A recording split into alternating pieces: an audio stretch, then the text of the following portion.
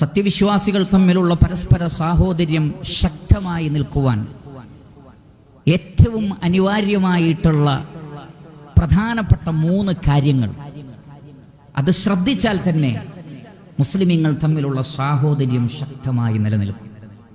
അതിലൊന്ന്, തൻ്റെ സഹോദരനോട് ഒരു നിലക്കും അസൂയ വെച്ച് പുലർത്താതെ, മറ്റൊരാൾക്ക് ലഭിക്കുന്ന നിഅമത്തുകളോട് ഒരിക്കലും മനസ്സിൽ പ്രയാസം തോന്നാതെ അതിൽ വർധനവുണ്ടാകാൻ വേണ്ടി പ്രാർത്ഥിക്കുന്ന ഒരവസ്ഥ ഉണ്ടാവുക എന്നുള്ളതാണ്.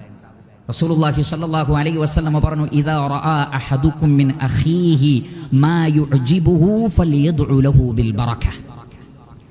നിങ്ങളിൽ ആരെങ്കിലും തൻ്റെ സഹോദരനിൽ തനിക്ക് അത്ഭുതമുണ്ടാക്കുന്ന, ആശ്ചര്യമുണ്ടാക്കുന്ന, സന്തോഷമുണ്ടാക്കുന്ന, ഇഷ്ടപ്പെടുന്ന ഒരു കാര്യം കണ്ടാൽ അതെങ്ങനെയെങ്കിലും നീങ്ങിപ്പോവട്ടെ എന്ന് ആഗ്രഹിക്കുകയല്ല, മനസ്സിൽ അസൂയ തോന്നുകയല്ല, മറിച്ച് അത് നിലനിൽക്കുക മാത്രമല്ല, ഫലിയദ്ഉ